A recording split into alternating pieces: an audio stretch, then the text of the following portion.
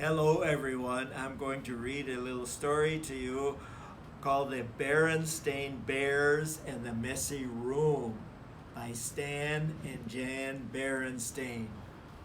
Now I understand that some of you also have messy rooms, so maybe when I read this story you might want to think about your messy room and wondering maybe you should clean it up, just like these bears had to clean up their messy room, okay?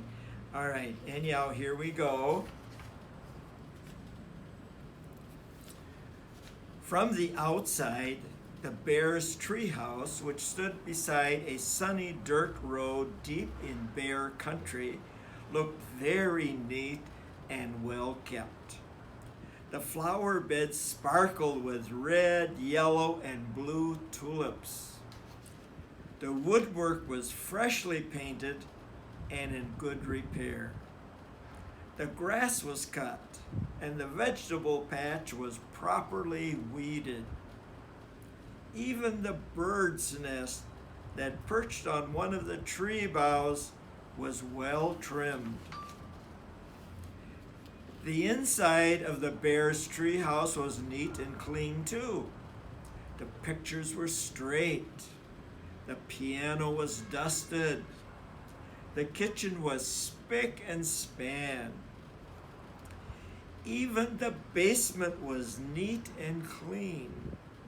And if you think it's easy to keep a treehouse basement neat and clean, well, you've never tried to do it.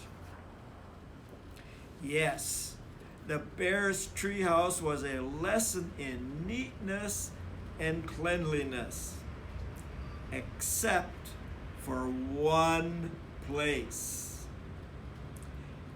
Brother Bear and Sister Bear's rooms. It was a mess. A dust-catching, wall-to-wall, helter-skelter mess. A half-done jigsaw puzzle gathered dust in one corner of the room. A group of brothers' dinosaur models collected cobwebs in another. Sisters' stuffed animals were everywhere. As for the cub's big storage closet, well, just be careful how you open it. It wasn't that brother and sister were naturally messy. They tried to keep their rooms straight. They made their beds most of the time. And they swept and picked up once in a while. The trouble was that when cleanup time came, they spent more time arguing than cleaning. How am I supposed to sweep with your dumb dinosaur toys all over the floor? Argued Sister. They're not toys, they're models. And don't move them. I'm working on a setup for plasticine age, Brother insisted. Plasticine, schmelsticine, shouted Sister. Not only was Brother and Sister's room a mess, but Brother and Sister were getting to be a mess too. Always arguing about cleanup chores instead of sharing the job and working as a team. What usually happened was that while the cubs argued about whose turn it was to do what, Mama took the broom and did the sweeping herself. And she often did the picking up too. That was the worst part, the picking up and the putting away. Well, the mess just seemed to build up until one day, maybe it was because Mama's back was a little stiff, or maybe it was stepping on Brother's airplane cement, Or maybe she was just fed up with the messy room.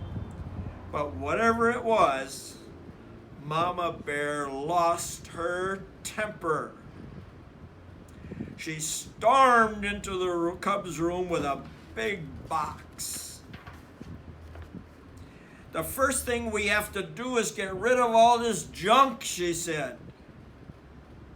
"Junk," said brother and sister, watching in horror as Mama began to throw things into the box. "My teddy isn't junk," screamed sister. "My bird's nest collection isn't junk," yelled brother at the top of their lungs. The screaming and yelling got so loud that it reached Papa, who was in his workshop putting the finishing touches on a batch of chairs that had been ordered by one of his customers. He couldn't imagine what was wrong.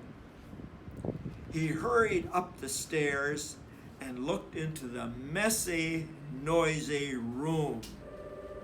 It didn't take a deep thinker to figure out what was going on. "Quiet!" Papa got Mama's and the cubs' attention and called a family meeting right then and there. "Now, the mess has really built up in this room," he said. "In fact, it's the worst case of messy buildup I've ever seen. And it isn't fair," he continued. "It isn't fair to your mama and me, because we have a lot of other things to take care of. And it isn't fair to you, because you really can't have fun or relax in a room that's such a terrible mess."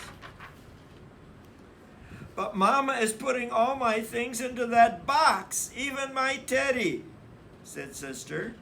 "And my things too," cried brother. Then Papa got an idea. "A box? Yes," he said. "Better yet, a lot of different kinds of boxes.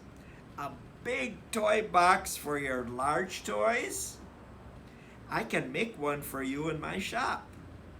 And some smaller boxes for your collections and models. And how about one of those boards with holes and pegs to hang things on?" asked sister. "A pegboard," said Papa. "Great idea. All this room needs is a little organization." "A little organization and a few rules," said Mama. "Rules about more sweeping and less arguing and not leaving things to gather dust and cobwebs." Papa set to work making a fine big toy box and a large pegboard, while the cubs and Mama sorted out toys, books, games, and puzzles and put them into boxes that fit nearly into the closet. Every box was clearly labeled. Some of the cubs' things did end up in Mama's big throwaway box. Not sister's teddy, of course, but some of brother's bird's nests, the crumbling, falling apart ones. It was a very big job cleaning up all that messy buildup. But after a lot of straightening up and putting away, the job was finally finished. "Wow," said brother, "that was quite a job, but it was worth it. It looks like a whole new room," said sister. The cubs were right. And Papa had been right too. It was so much more enjoyable to live in a neat, clean, well-organized room, and so much more relaxing. It wasn't as exciting to open the big storage closet now, but it was much more practical and a lot more fun.